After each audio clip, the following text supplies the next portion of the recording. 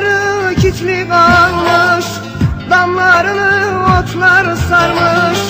Kapıları kilitli kalmış, damlarını otlar sarmış. Bir de yaşlı dedem kalmış, yazık olmuş o köylere. Bir de yaşlı dedem kalmış, yazık olmuş o köylere. O köylere, o köylere, derelere, gevellere, yazık olmuş o köylere, o köylere, o köylere.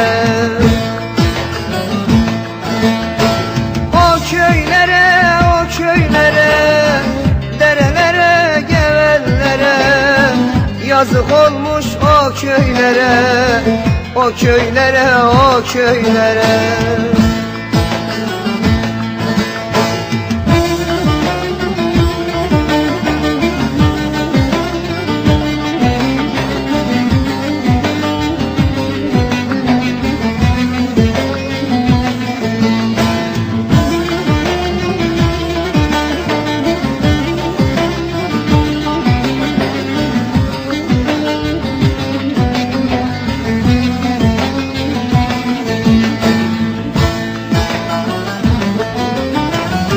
Yetmiş haneli köyümdü, bir hafta olur düğündü.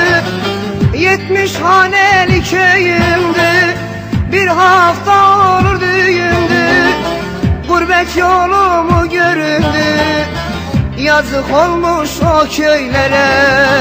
Gurbet yolumu göründü, yazık olmuş o köylere.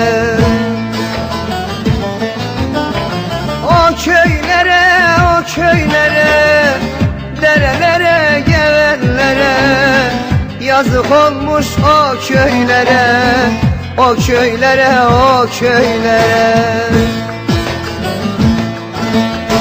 O köylere, o köylere, derelere, gevellere, yazık olmuş o köylere, o köylere, o köylere.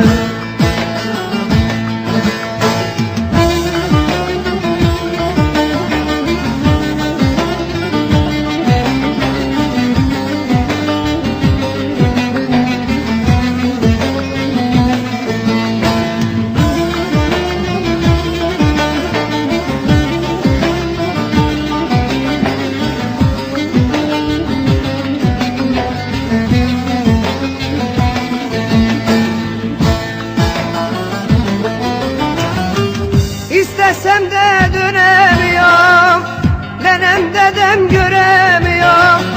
İstesem de dönemiyorum, nenem dedem göremiyorum. Köyde kimse göremiyorum, yazık olmuş o köylere. Köyde kimse göremiyorum, yazık olmuş o köylere. O köylere, o köylere, derelere, gevellere, yazık olmuş o köylere, o köylere, o köylere. O köylere, o köylere, derelere, gevellere, yazık olmuş o köylere, o köylere, o köylere.